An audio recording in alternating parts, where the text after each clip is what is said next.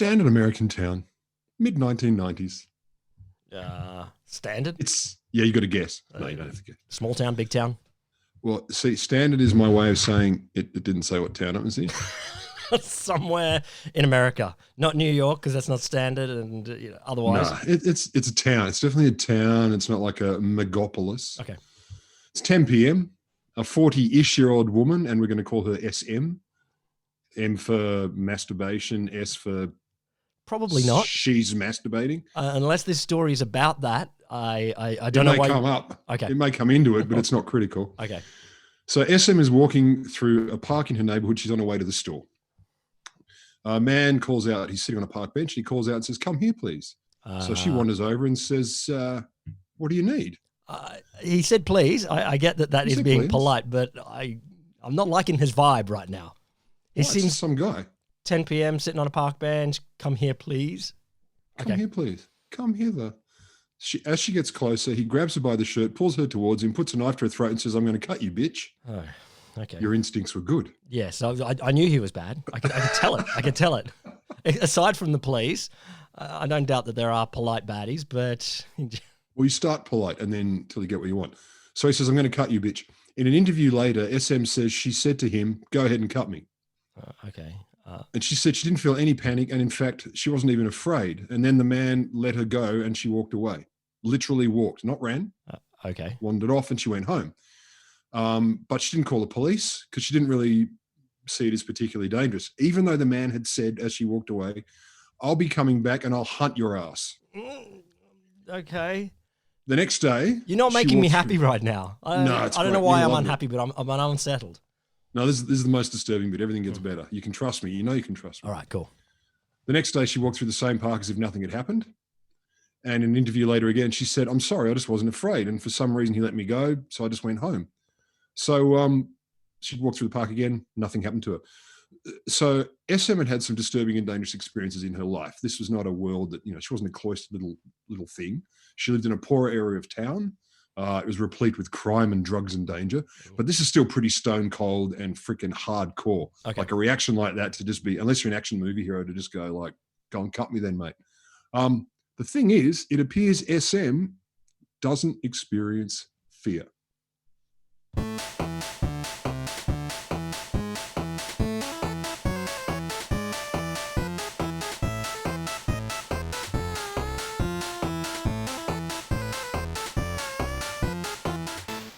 Welcome to the Wholesome Show. The music by Slayer. Sadly, no. Sadly, no music by Slayer podcast. No. We have music by some sort of chiptunes guy. Podcast for people who sit up the back of the classroom about science. There's science in there as well. I think we should sit up the back of the classroom about science. In which we ask all the stupid and crazy questions so that you, our dear listeners, don't have to soil yourselves and your reputations. I am Will Grant. I'm Dr. Roderick Griffin Lamberts, and I'm now in charge of the COVID-19 response Black Ops task team for Queanbeyan and the Eurobodalla Shire. That's great. I shouldn't have told you. No, you probably shouldn't. But what is Black Ops COVID response? I can't tell you. Oh, all right. The Wholesome Show. Just recognise that if something weird happens and it gets fixed, that was me. If something gets better, you take the credit. If something gets worse, not your fault. Some other bug. It was China or Hillary's emails. So the Wholesome Show is brought to you by the Australian National Centre for the Public Awareness of Science. It is against their will sometimes, but not always. So that's okay.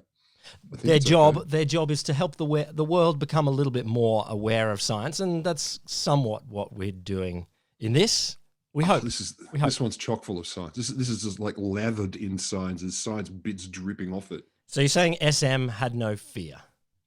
SM had no fear. So Will's up the back of the class. That's why he's got his legs up. I'm up the front, and like a good lecturer, I have a delicious Bruny Island Way stout. I can't recommend it enough. Will has a cup of water. Oh, is that a vase? It's not a vase. It's not a vase. It's just water. It's fancy water. Fancy water. Activated water in a vase. What do they call it? Raw water, aka bits of fecal matter from farm animals. Stop it. This is not about that. So I first came across SM's story when I was reading an article in Discover magazine, as you do, and it's called "Can I Have My Amygdala Removed?" or amygdala, depending on your piece of the world. Amygdala, bit of the brain here, right? Bit of the brain. And as you know, I'm utterly obsessed with looking for, optional and elective brain surgeries. It's just my thing. Okay. It's one of my hobbies. And it turns out it's one of the very few brain surgeries that I've seen anyone talk about that people kind of toy with as an idea and as a concept. Toy with what, in the same sense as one might get a piercing, or one might piercing, a ball enhancement, a breast reduction, whatever your thing, an eye tuck, an ear. Cosmetic surgeries and piercings and things like that are. But why are people toying with amygdala removal? Well, it's good you asked that, because it seems, as we're getting from SM, it has a role in your experience of fear, anxiety, and stress. So possibly there are suggestions that maybe its removal could make you fearless. Again, well, look, sure, it might, but I just want to put on the tin that there's probably a useful reason for fear. Oh, yeah, it's so old-fashioned. I don't know, whatever. You're gonna tell me that fear is not useful, but I'm just saying probably I feel it's probably useful. I don't even understand. I can't even spell fear. Of course, there are side effects. So in early days, like around the 1930s, during the 1930s, there are some studies done on monkeys, as we do, and they discover that when you remove the monkeys' amygdalas, they become completely fearless. So are we just going, it's generally a bit in the brain? Does it do anything else? It's two little bits. There's one in each hemisphere, kind of towards the middle of the brain. So there's two of them, two amygdalae. Or are they like little almond-sized lumps somewhere in there? Something like that. Well, I suppose it depends how big your brain is. Like in me, they're more like the size of like a watermelon, because huge head, giant or because head. of your huge fear response to COVID. Yes. Oh, anything really. Yeah, of course, you can't tell my head's big because I know you can't tell the size of heads. You can't judge size. It's not your fault. This is a very large noggin. So when they had them removed, they became fearless. So they'd approach snakes and they'd bash them around with sticks and try and play with them and do other non-monkey intelligent things. And the experiments have been repeated with other animals a lot. And it turns out, on the whole, the scientific consensus is you take out the amygdala or the amygdala and an animal loses its sense of fear. But also, monkeys, at least, that have that part removed also exhibit other behaviors, which is at times known as the Kluver-Bucy-Bucci-Buckwai syndrome. It's a syndrome, which is characterized by... Can we give it an acronym or something? KB syndrome. KB syndrome. That's way better. Let's call it KB syndrome. Your French, are they French words? No. Kluver, I'm going to go Dutch, and B-U-C-Y, let's call that Estonian. All right. So Dutch-Estonian syndrome, you heard that here first, and in fact, everyone's hearing that here first. It's characterized not only by fearlessness, but also docility, hypersexuality, and a tendency to explore the world by touching things with your mouth. Okay, so hang on a second. You're fearless, you're hypersexual, but you're also docile. So you're sort of like, maybe you're lying around a lot, really horny, but not afraid to do nothing about it. And you're like, I don't know what this is, so I'm gonna explore it with my mouth. I get the fearlessness and the hypersexuality overlapping. Fair enough. You know that they might go together, but being docile. You don't have to be afraid of sex. It's fine. It's beautiful. No, I'm just saying that they might associate with a few behaviors here, but the docile as well. I just don't see how that manifests. Yeah. I'm super horny, but I just couldn't be fucked. Getting fucked. So not really horny then. I'm just going to put things in my mouth. That's exploring. So what does it do in people? So there's one case. There are a number of stories. Exactly the same thing. Ish. It varies. Humans are complex. Everything else isn't. Only we are complex. So there's a story of a 24-year-old epileptic woman. The literature talks about her as Lucy. She suffered from severe temporal lobe seizures, so hardcore epilepsy where you really just go insane. And so, as was common off and on, and I think still is a little, you do different kinds of lobotomies for epilepsy. This one was the doctors said, okay, we're going to remove a part of her brain, and one of the two amygdalae in her brain was removed with the rest of the excess meat, think meat. I'll bet there was a technical term there. A surgeon, a brain surgeon is not saying, I'll just get rid of some excess. Some of the stuff you don't need. Probably don't need that bit. This bit's spelling. Another one. You don't need spelling. Yeah. She's got two. Fuck it. Why would you need two? They're Klingons. You have extra bits of body. Anyway, so they after the operation, her seizures dramatically reduced. But about 5 years later, she turned up in an emergency room again, having had another general seizure. So the attending physicians, checked her out and they described her as lethargic, unresponsive, but medically stable. Then, according to the report, I love this quote, that's when things got weird. So the report was in the Journal of Neurology, Neurosurgery and Psychiatry, and the quote was, she was left unattended in an examination room. About 30 minutes later, she was found in an adjacent room performing fellatio on an elderly male cardiac patient. Cool. It's not good. Look, I mean, sure, they may be consenting adults. I don't know the whole story of this. I bet he didn't say no. I don't know that. You really don't.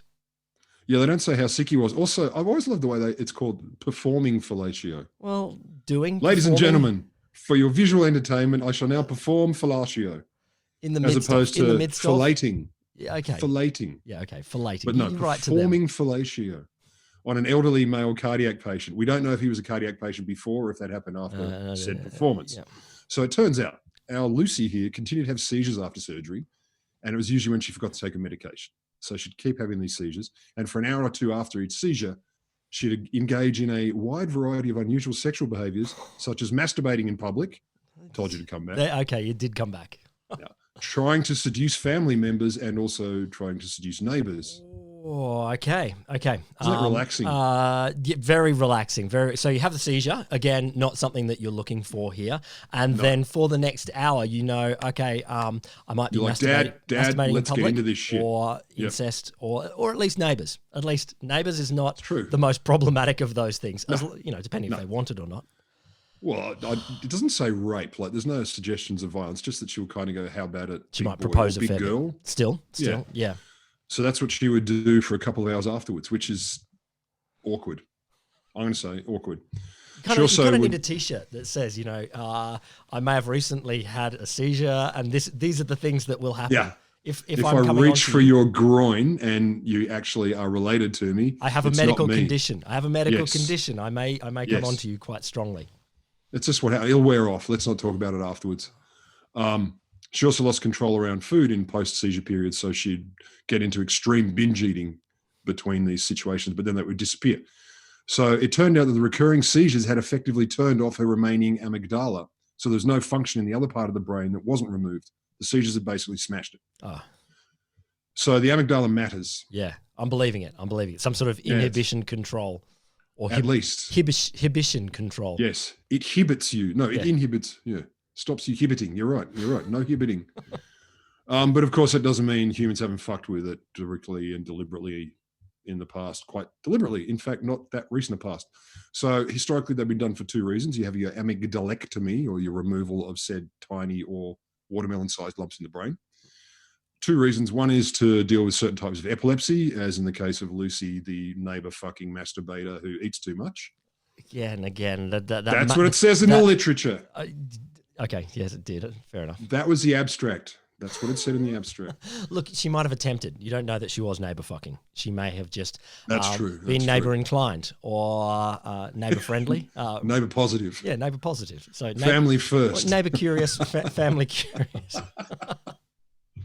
The other reason you do it is to control aggression in patients with extreme mental illness and intellectual disability. So what period are we talking here? You said, so people have been doing for 60s. A while. Okay, yep.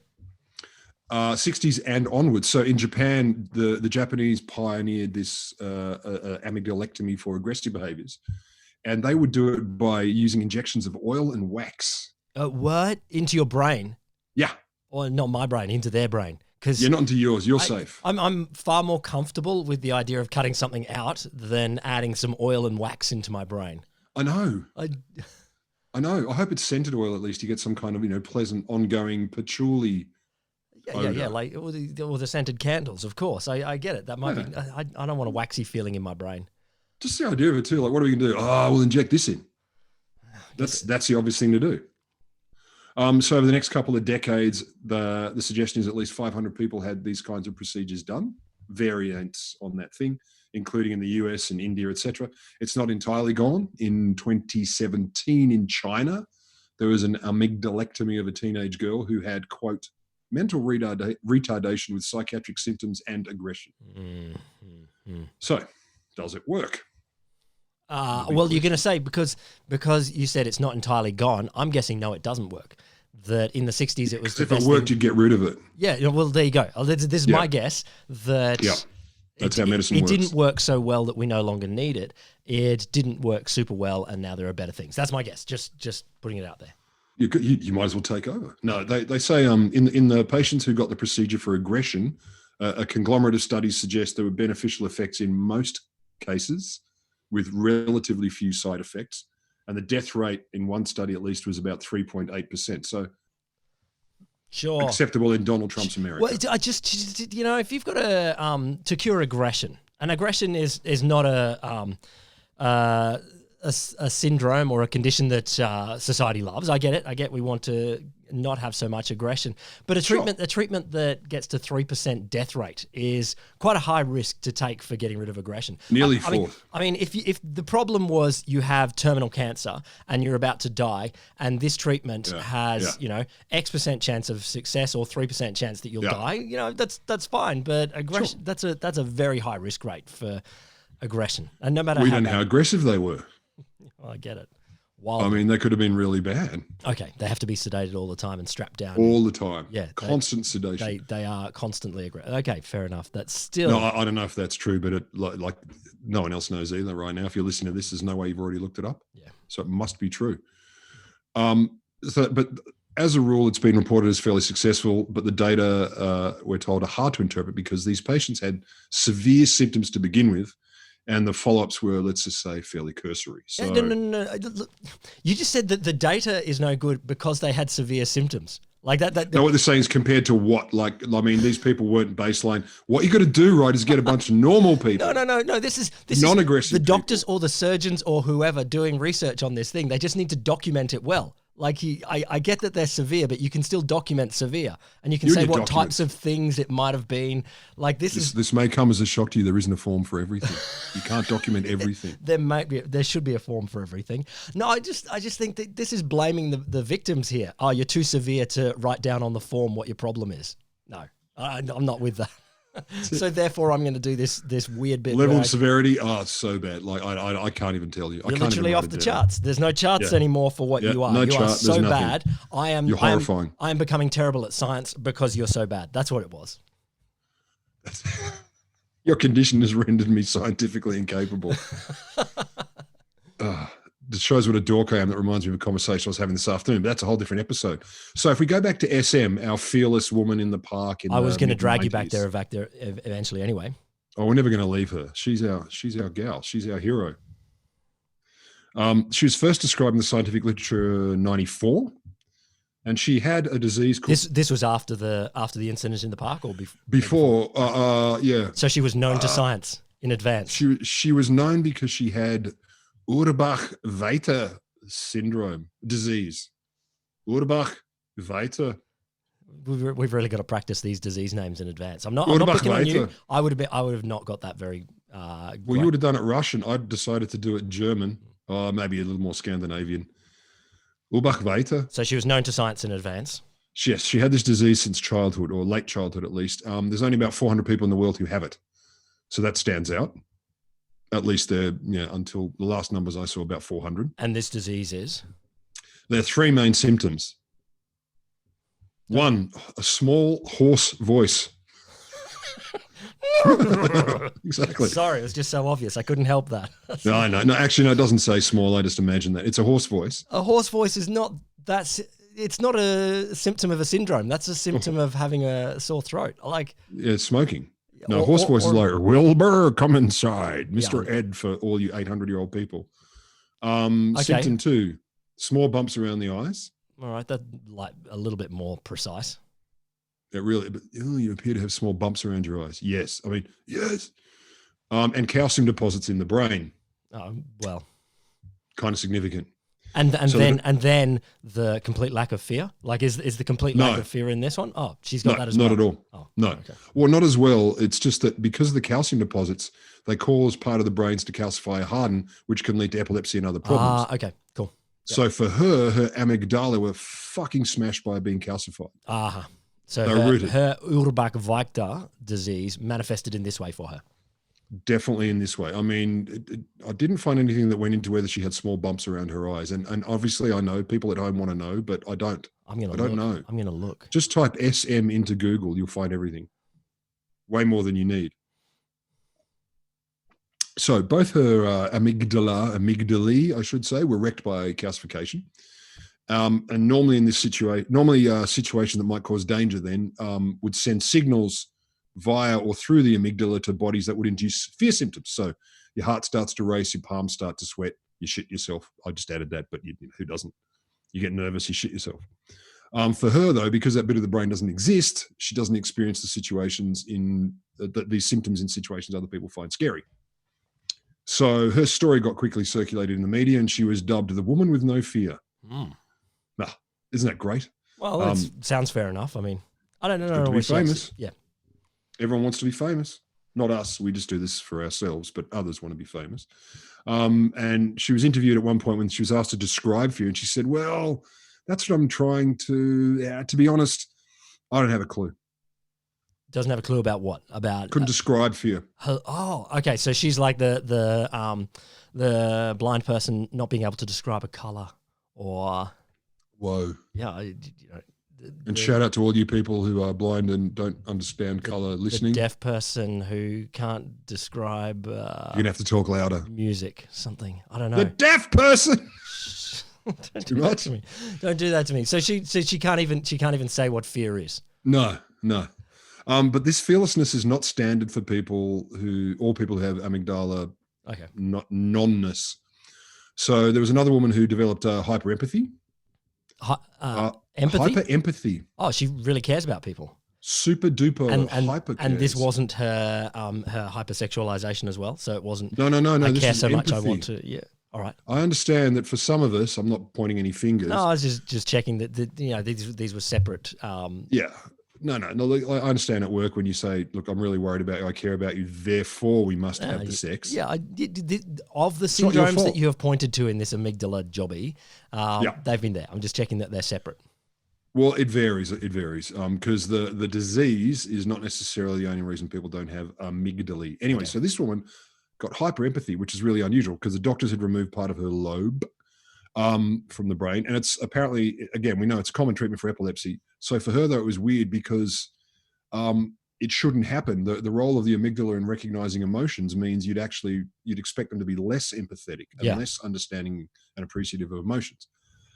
So it was weird for her. After the surgery, she had the seizures she used to have disappeared. But now she reported, as she put it, a new spectacular emotional arousal. Okay. Just give me some more information. Sounds like quickly, every euphemism. Quickly, give me some more information because my brain is filling the void here of emotional arousal here. Yeah, you're eupheming. I can see your eyes eupheming. So it's not uncommon for people treated with epilepsy with surgery to get different psychological symptoms afterwards. So they get depression, anxiety, blah, blah. But hyperempathy, never been one of them. So she said it felt like it transcended her body. She reported feeling physical effects with her emotions, such as spinning of the heart. And if it was empathetic sadness, it was esophageal unpleasantness. Hang on. She gets her sadness in the esophagus. She's feeling, that's where she feels the sadness. Yeah. And anger as well. Apparently she'd feel it here. And if she'd see these, she'd get these feelings if she saw people on TV, whether they were live in person, reading about characters in novels, she'd get these hyper empathetic states and responses, which sounds difficult. She also described an increased ability to decode other people's mental states, including their emotions. Oh, wow.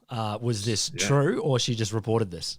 I mean, is she feeling she can decode people's emotional states or is that accurate? Yeah. Yeah, it's like I got this sixth sense. I can pick people's emotions. I am an empath, Yeah. And could be true. I mean, maybe she gained an ability to understand a little bit more about their emotions. Apparently, in terms of psych tests, she performed really well in tests of empathy. So she was very good at being empathetic. It wasn't just like, I really feel for you, man. She's like, I know what you're feeling. I get it. It feels like this, blah, blah, blah. So that was a different kind of symptom. So in this sense, her amygdala was, when it was working, was slowing down this hyperempathy? Like maybe the rest of her brain is... But the brain, it's a complex lump of meat. That may come up. So if we go back to SM, our friend from the park, so she's been extensively studied for years. And so at 2010, 2010 at least, there was a bunch of guys from the Uni of Iowa who'd been studying her for 14 or 15 years. And also subsequent to them or in partnership with them, a guy called Feinstein. In case I say his name, you'll know why. That's a great name. Great name. Like if you're going to be a scientist, Feinstein. Yeah. You're like the better Especially Einstein. Especially a psychiatrist. Better Einstein. Feinstein. Yeah, not the best Stein. I have been matured Einstein. Feinstein. Such a good Feinstein. So she has a normal IQ. She has good memory and her language and perception skills are fine. Mm-hmm. They describe her as very outgoing, extremely friendly, uninhibited, as well as, quote, somewhat coquettish. Seriously, don't put coquettish in the scientific literature. Like it's not good. Like if you're writing, Charles Dickens is allowed to write it in novels in Victorian times, but you're not allowed to put it in science writing now. Yeah, it's in the DSM-5 Such revised of the psych. Yeah, no. You've got coquette syndrome. Yeah, it sounds incredibly like pre-Me Too. In fact, probably a long way before other versions of feminism as well. My problem is when I read the word coquette, I just read croquette. And I love those. It reminds me of when I was a kid and we used to eat them in the Dutch club with my parents. I'm like, you stay here as long as you want. Just buy me more chicken croquettes. Yeah. Okay. You go straight to the food. You just read it wrong. And then I was thinking about Speedboat. Yeah. No, I'm very food motivated, like our dogs. Anyway, so she was coquettish with an abnormally high desire and tendency to approach others. So for SM, one of the profound approach others is approach others a euphemism that they're not filling out. She has a tendency to go and chat to people. That's not a bad thing. That doesn't need to be reported in a journal article. Well, hence the junkie on the bench saying, "Come here," and she's like, "Yeah, fuck you, all right. I'll what you up to, Look, champ?" okay, that was a scenario where perhaps it was not in her best interest, but other than that, chatting to people at a party is not a diagnosable scientific condition. Like. However, she would also behave inappropriately, act excessively friendly, and make crude sexual remarks. So the approach would... There was a lack of social restraint. She wasn't quite beating off and trying to bang her parents. Okay, the beating off and banging her parents, that's diagnosable. I'm just, she's a bit crude and she comes up and she hits on people. Like there's a lot of people out there that might do this. Yeah, people, not me or you, people we've met or people we've heard about. They exist. I just believe they do exist. Stories about, it's also, so they say when it comes to fear, she not only doesn't experience it, she has trouble recognizing it in other people. Okay. So she actually, when she sees facial expressions of fear, she doesn't know what they mean. Does she get all of the other, she understands all of the other facial expressions, anger, happiness, joy, all that, but fear, she's just confused by that one. That is so weird. I get to some extent not being able to understand it from her own side, but not being able to see that other people might be afraid of this. Wow. Yeah, she's literally like, I don't know what that is. And apparently, I mean, there's kind of a bit of a pun in one of the articles I was looking at. When she tries to imagine what fear feels like, she draws a blank. In this instance, literally, she's quite a talented artist. Okay. And she can't draw a scared face. And so she draws a plank instead? I don't know. Maybe she just draws... Is this? Oh, it's just the neutral face or something like that. Yeah, I don't know. But she actually said to one of the researchers when he was interviewing her for a podcast she sort of indirectly appeared on, she wonders what it's like to actually know what it's like to be afraid of something. But that's not always been the case. So she does remember being afraid, just not what it feels like. So when she was a kid, she remembers being frightened of the dark. So something happened to her that changed. The disease kicked in her teens, and that's what slowly atrophied or calcified, rather, her amygdala, which apparently were the key reason for this whole thing going wrong. Yeah, see, I think that's weirder in a sense of having your fear response gradually disappear. And I get, the kids may be more afraid of the world just in general. There's a lot more to learn. But having the whole idea of fear drip away from you and suddenly just like, oh, no, I don't fear anything. It's got to partially feel pretty good, doesn't it? Of course it does. Of course it does. It's got to be incredibly liberating to never be afraid of anything. Yeah. I mean, your odds of dying obviously go up. Your odds on bad investments obviously go up. You can see. Do you want to invest in? Yep. Yeah, sounds great. What could possibly go wrong? Yeah, if you have no fear. We're going to jump off. But I mean, she's not stupid, so she can recognize that something's dangerous, but she has to intellectualize it. So she remembers as a kid being afraid of the dark, running away, screaming when her older brother would surprise her, being cornered by a Doberman.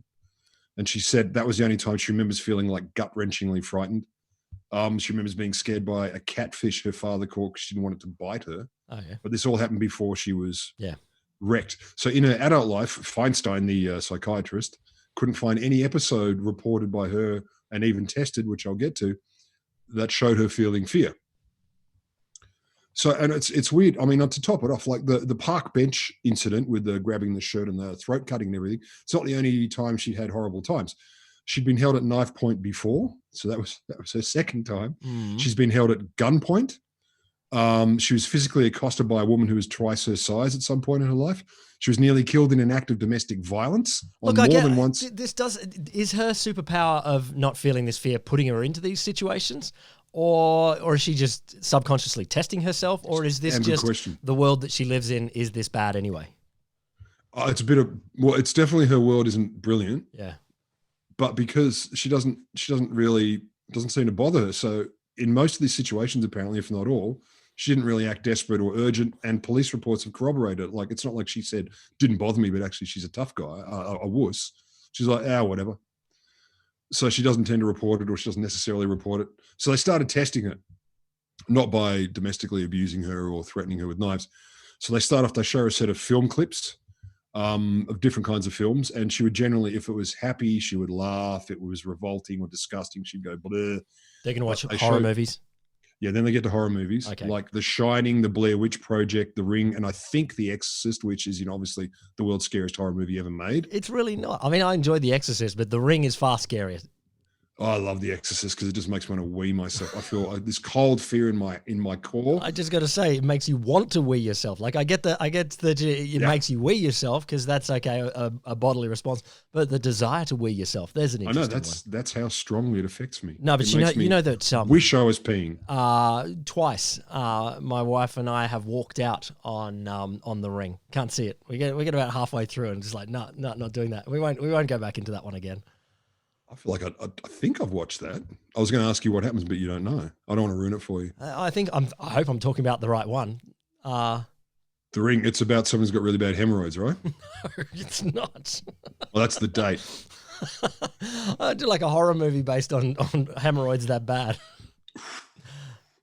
There's so many stories. I'm not going to go into them. So apparently she showed no signs of terror whatsoever looking at these movies. So she watches them and they don't make a response on her. Yeah, zero effect. And she didn't report feeling frightened. She said she understood that people might feel frightened, but... I understand that you might be afraid of this horrific monster from hell or from beyond the grave, but or your daughter's possessed by the devil upstairs and runs down doing weird... You might be afraid of that, not me. I am not troubled by that. Oh, Jesus. Look, I'd like the idea of someone sitting in the bedroom in the Exorcist scene. Yeah, put someone with no fear into this. So there's the possessed 12-year-old, there's the priest doing the exorcism, and there's SM with no fear, just going, "What's going on, guys? What are we talking about? Yeah, what's so it's Satan? Whatever." But she would have been disgusted by the gross pea soup chundas and stuff, though. So I'm just pouring myself a delicious. So she's still having some sort of emotional reaction, but it's more about the disgust rather than fear. Yeah, the fear thing's just not there. Then they took her to a place called Waverly Hills, and I looked this up. It's quite funny. It's a haunted attraction. So it's a former hospital. Oh, yeah, ghost hospital, like we spoke about last week. Yeah, it's kind of like that. And what do they call it? Yeah, exactly. It looks like the picture that we don't have anymore, but people can see it on the Intertube. Yeah, last week when we spoke the about quote smallpox, from the website of Waverly Hills says it's a haunted attraction, and they call it a beautiful example of 20th century early Tudor Gothic revival style architecture. Wait. There's a lot of things there. I'm not an architecture critic, but Tudor and Gothic are not the same thing. Tudor Gothic revival. Well, revival just means you're bringing it back. It's just, that's the fancy way of you're on Grand Designs and you're making your own little Gothic castle. It's revival because you're not from that time. But still, Tudor Gothic is not the same thing. Apparently it is. 20th century architecture. It's in Louisville, Kentucky, blah, blah, blah. It's listed in the National Historic Register and faces the threat of being torn down. But the bit that's interesting here is during the building's existence, it became known as one of the most haunted places on Earth. Okay, fair enough. I mean, I don't believe them, but sure. That's because you haven't experienced ghosts yet, man. One day. Yeah, sure. You too will know the cold terror of being an entity passing through you and wanting to pee yourself. So they took her through it, and she was asked to rate her level of fear through the experience. She said she was excited and enthusiastic in the same way she feels when she rides a roller coaster, but never scared. On a 0 to 10 rating of how frightened you feel, she was 0. And apparently I read one account that said she actually freaked out one of the workers there by jumping out and going, boo. So did she feel like she saw ghosts, anything like that? No. Yeah, see, I feel like you can't really. I mean, my belief is, this sort of attraction, it's all your fear response going into overdrive, and you're jumping at shadows, all of those kinds of things. And so if she doesn't have a fear response, can she experience this idea of ghosts at all? Like, they're telling you this creepy story. Here's where this person died on the operating theater. Yeah. Here's where we burnt them to death, blah, blah, blah. Yeah. And she's just like, okay, they're cool stories, but I'm sitting in the dark here. I'm feeling no fear about this, and I'm not seeing just a dictionary account of stuff that happened. I think I got the impression, and I lost where I found it, that there were people dressing up and going booga booga, but I could be wrong. And that might have been the person she freaked out. So apparently when she actually had healthy amygdala, she felt a fear of animals she thought might hurt her. So they go on to try and test her. So they went, okay, you used to feel frightened about, spiders and stuff. And the Doberman. Yeah, absolutely. They didn't take her to a Doberman store, but they took her to an exotic pet store, as it was worded. And her levels of fear never climbed over a score of 2 out of 10. I don't know why it went up to 2. Even though she claimed she hated snakes and spiders, she was apparently drawn to the snake enclosure and had to be held back from touching the big and more dangerous snakes and a tarantula because she was overcome with curiosity, but she had no instinct that it was dangerous. Why does she hate snakes? Don't know. But she claimed it. She said, look, I hate snakes. I assume that's a memory of what she used to think. Mm-hmm. But when they said, why the hell would you try and touch those things? They're dangerous. And she said, well, I was overwhelmed with curiosity. Mm. So they literally had to stop her reaching in and touching poisonous snakes and big spiders and stuff. So that's a bit weird. Ah. So they did test her. They tried to test her in scenarios and see and look for responses and get her to self-rate. Apparently, they reflected her emotions day-to-day life. So she was given a handheld emotion diary, a little electronic thing, and she reported over 3 months, 50 possible emotion descriptions, and she never expressed fear, every other basic emotion except fear. And one of the things she rated most commonly was fearless. My emotion is fearless. My emotion right now, I don't know if you can report that. How often do you feel fear, though, in your everyday life?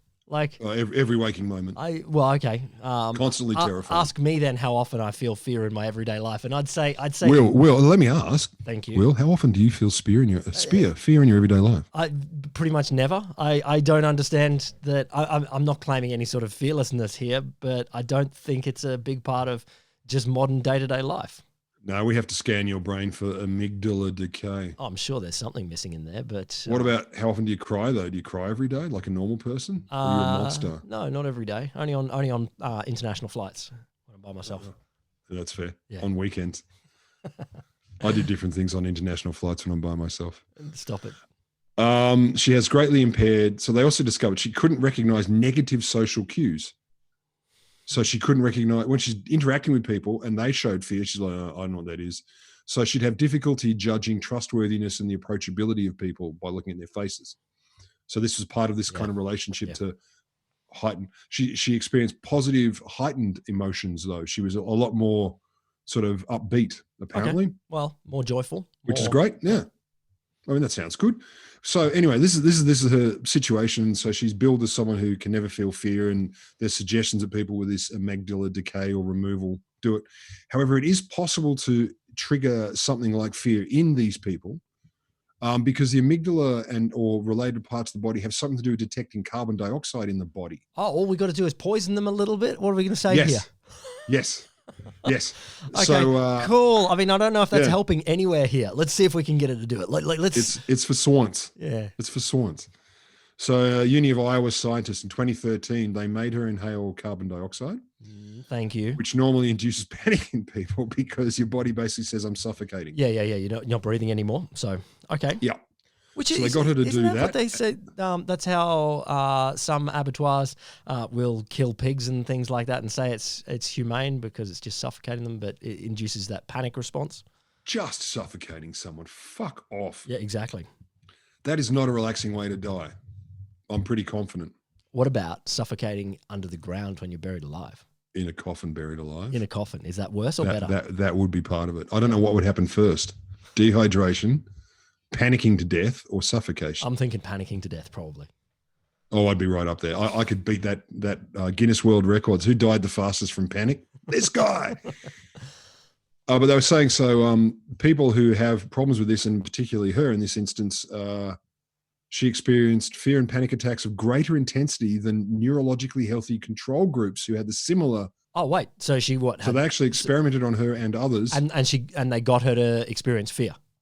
Yeah, there was a reaction that was a fear response. All they had to do was suffocate her through carbon dioxide flooding. Yeah, with others who are normally neurologically healthy. And it turns out she and others experience fear and panic attacks with greater intensity than the normally healthy ones. Cool. That said, from a different source, she apparently, not the others who had similar amygdala problems, described her feeling as a sense of loss of control and unsteadiness, which doesn't sound like, freaking out and crying. I'm going to call it unease rather than fear. When she's being suffocated. That's not a great feeling anyway. In principle, though. They should try waterboarding her next. I think they should. Similar. Might also induce a fear response. Anyway, just suggestions here. Just being science right. I got no problem with that. I think that's a good idea. I think you should put that up as a proposal. I assume she's still alive. But so what do we do with this information? I mean, you and I, we see things like this and people around us here and we're like, is this useful? Well, you said before there's those people that toy with the idea of removal. Yeah, the question is, should they? So if this isn't like, is it just a quirky tale about people who feel no fear and who fillet strangers in ER wards? Mm-hmm. And of course it is. Yes. But when you look at memories, this becomes interesting. You look at how we encode and carve memories. So there was probably not the only one, but a neuroscientist at the Uni of Iowa studied SM, and he thinks the amazing thing about her is the lack of fear means she doesn't encode traumatic memories. Oh, okay. Yep. So once the threat's gone, like being held at knife point or whatever it may be, she has no lasting trauma. Because so she's encoding that just in the same way as I made toast for breakfast, which you probably don't. It's not a key special memory for her. Yep. I dropped a pencil. I couldn't find my wallet for 10 minutes. So if something bad happens to her, they're not registered as bad or threatening. So you're going to say all we've got to do if someone has a traumatic experience, they've been in a war or a car crash or an attack or an assault or something like that, all we got to do is get inside the brain a little bit, just turn the amygdala off. A little oil and wax injection. Boom. An hour, half an hour, something like that. And you won't need to feel the fear and you won't code this as a traumatic memory. Yeah, it'll be fine. I can see downsides. It'll be fine. Is it? Yeah, there are downsides, but it's suggested that at least people like this could offer some information, evidence about this. So, but of course they propose, maybe we should dampen down amygdala activity to help people with PTSD. Yeah. Now, then we get into, what does dampening down mean and how strongly and what are the side effects, etc. So it kind of brings us back, as you already have, to this whole idea of people musing about brain surgeries or what at the moment I saw it as like cosmetic brain surgeries. So is it a good idea? And this is where we get into the whole realm of, and I've known this for years because I played very briefly and amateurishly in neuroscience in my psych years studying. Neuroscience ain't really a precise science. That's very bloody clear. Yeah. Like we know we've ablated that bit of the brain, cut it out, but we don't know for sure what it does, what's gonna happen. Yeah. Yeah. So there was a woman called Elizabeth Phelps, studies emotion at New York Uni. She's not convinced by SM's whole idea that you lose your amygdala, you lose your fear. So she works with people who are also damaged in the amygdala in other places. And she says, yes, they have trouble recognizing fear in others, but they do at times feel fear in their normal lives as well, using similar diaries and reported the same way SM did. So there are people who experience it. So she says, look, SM's only one case, and this is she's inconsistent with previous research. And I love one of the quotes is she says, I don't think the authors of the research about her were, quote, appropriately cautious. It's the classic, total science sledge there. Yeah, a big science sledge. But then she goes on to say, it could be the difference between their findings and ours is linked to when during their development the amygdala lesions occur, et cetera, et cetera. So timing could matter, development could matter.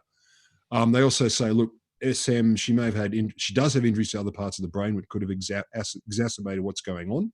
It could have been particularly pivotal in her immunity to fear. And SM researchers do also acknowledge this. So once you get through all the delicious media stories, you're like, nah. So we don't really know. Like, it's still a possibility. Yeah, but they go on to cover their butts though. So the researchers go on. Rather, no, Phelps first goes on and says, look, SM's been tested extensively and has some knowledge of her condition.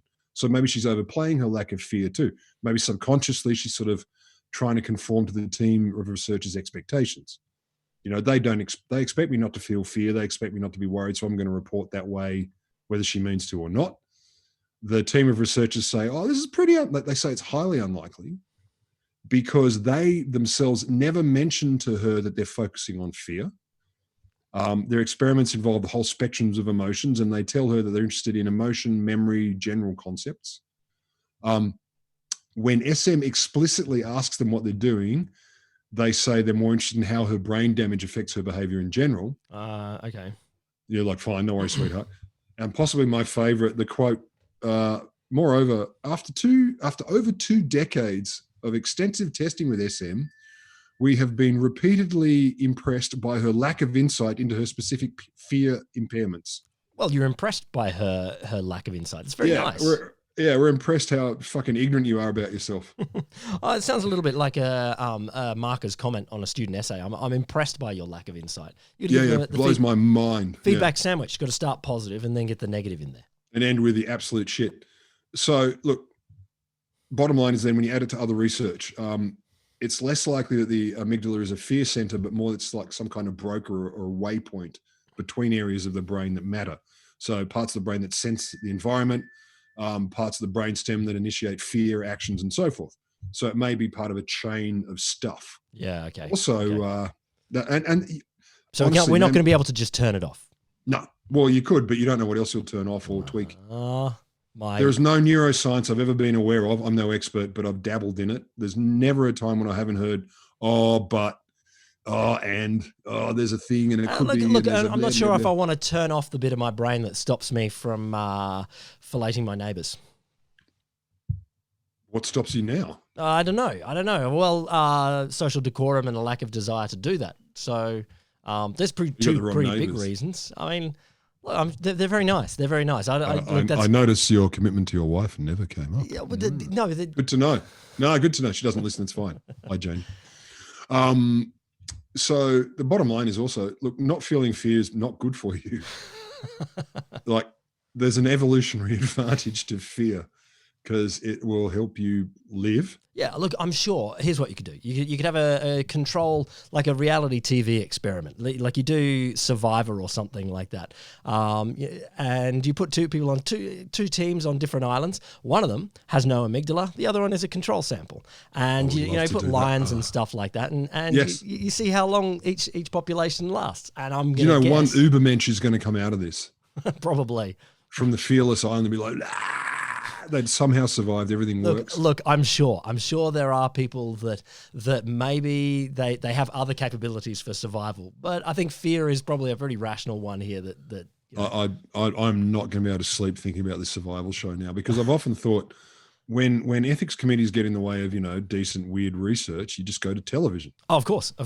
You can do whatever you want. Look, listener, if you have access to allowing us to make a reality TV show, then it would be fun.